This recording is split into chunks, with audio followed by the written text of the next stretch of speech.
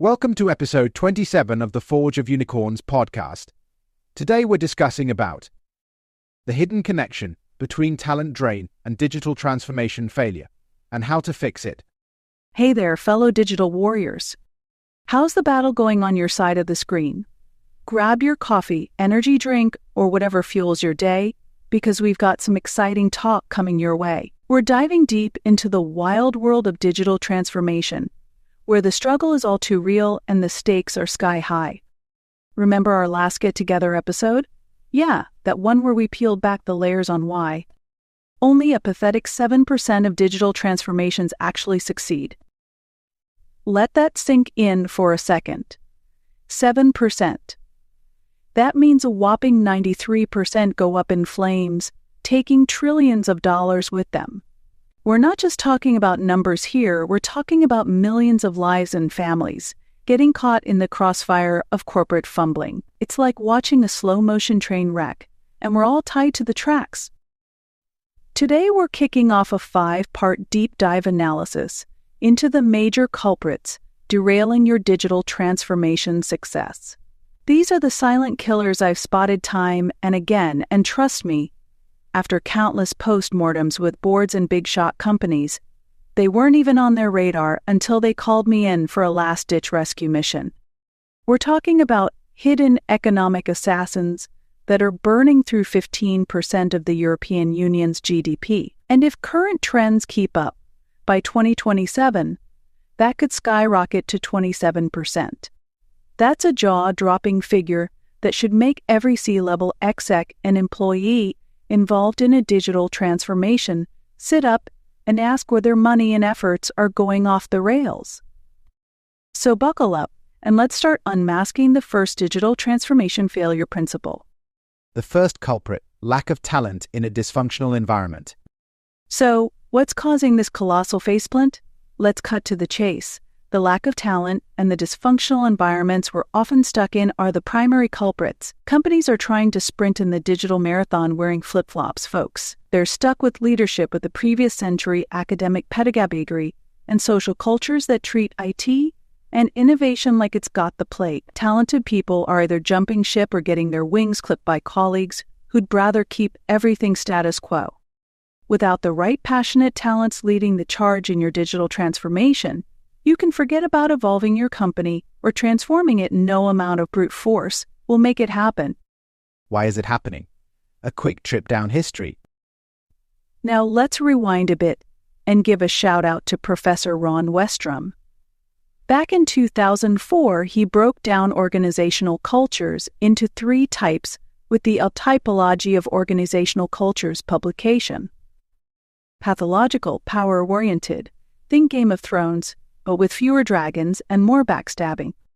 Bureaucratic, rule-oriented, keep your head down and trust the process. Innovation, not on their watch. Generative, performance-oriented, the dream team. High trust, high cooperation, and a breeding ground for innovation. Then, in 2018, we got the book Accelerate by Nicole Forsgren, Jez Humble, and Gene Kim, which took Westrum's theories and slapped them onto the IT world with the famous DORA model. They showed us that to achieve the status of high-performing in digital transformation, you need to nail the socio-technical aspect of your company, a scientifically proven way of saying, you must evolve your tech and your people, like upgrading your hardware and software simultaneously. One doesn't work without the other. Interestingly, the Socio-Technical Systems Theory that Accelerate and Professor Westrum tap into dates all the way back to the 1950s, originating from studies in British coal mines. This shows that the secrets to successful transformation have been around for decades, just buried in different fields. The foundational research was conducted by Eric Trist and his colleagues at the Tavistock Institute of Human Relations. Their studies of British coal miners led to the development of socio-technical systems theory, emphasizing the interplay between social factors and technology in the workplace. This groundbreaking work showed that technological advancements alone weren't enough.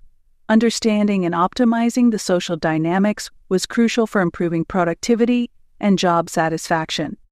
talent retention woes and the mediocrity dilemma. This is where many boardrooms fail to turn theory into practice. The fact that over 70 years ago people were already linking socio-technical evolution with well-being and happiness shows just how crucial people are to the equation. Back then, the theory was applied to coal mines, with workers using pickaxes and brute force. Now, we're in a whole new ballgame where work is powered by the brain, emotional intelligence, and knowledge.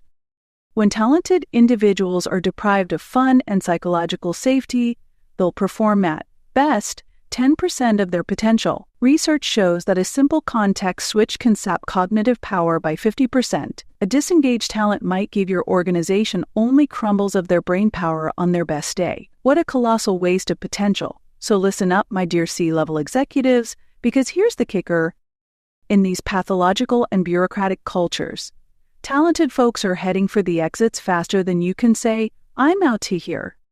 They're either rejected by colleagues who feel threatened or bored out of their minds doing soul-sucking tasks that don't challenge them. Meanwhile, the people who stick around are often just coasting comfortable but not exactly setting the world on fire. This creates a mediocrity mindset where the whole organization settles into a low-performance rut. It's like a sports team where all the star players have left, and the rest are content just collecting a paycheck. Bottom line. Only below-average employees will fill your roster, unable to find a better place with a better wage. This fuels HR to create salary policies that pay just enough to keep them, knowing they won't perform. Guess what? No new talent will ever join your digital transformation mission. And so you're doomed to hire high-stakes consultants to run playbooks that make you think something is moving. The same consultants, by the way, are reporting that 91% of the digital transformation projects worldwide are failing. Isn't that ironic? The gigantic upskilling band-aid that isn't working. So, what's the corporate world's grand plan to fix this mess? Massive upskilling programs. Sounds great, right? Except they're throwing a measly $1,000 per person per year at the problem. Seriously, that's barely enough for a decent online course these days. Companies might publicly announce these huge training initiatives, but typically, when you peek under the it's all market fluff and no substance. Otherwise, why are 96% of all these guys going out from renowned companies joining our software craftsmanship dojo, unable to pass our simple white belt graduation test? Furthermore, these programs often lead to productivity loss and churn out cookie-cutter roles that follow the by-the-book transformation playbook, an anti-pattern that ignores the human element and the business domain's intrinsic complexity. Instead of empowering people with active learning and coaching, they're shoving everyone into the same ill-fitting mold, hoping that'll somehow spark innovation. Spoiler alert, it won't. The game changer introducing the software craftsmanship dojo. But hold up, all is not lost. Let me introduce you to the software craftsmanship dojo. This isn't your typical training program. It's a whole new ballgame. The dojo is a continuous active learning and practice model rooted in behavioral engineering and neuroscience. It follows a holistic socio-technical evolution model. Yeah, we're getting science Y here. Here's how it's different. Developers at the center. It puts the spotlight on the developers, the critical mass of the modern industry. They're not just cogs in the machine or the IT cost center to shut down. They're your company's engine driving innovation. Behavioral engineering.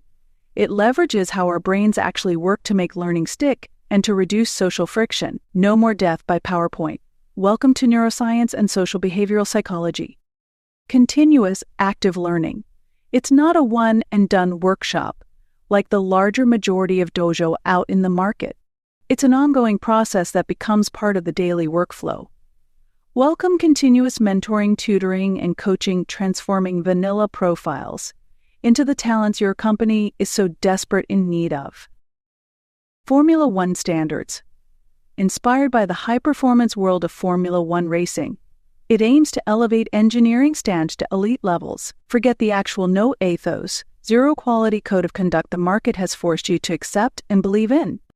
This model has been battle-tested for nearly 2 decades and showcased at multiple conferences. It started in the adrenaline-fueled world of Formula One, and has been fine-tuned to help organizations transform their teams from the ground up. The software craftsmanship dojo doesn't just upskill.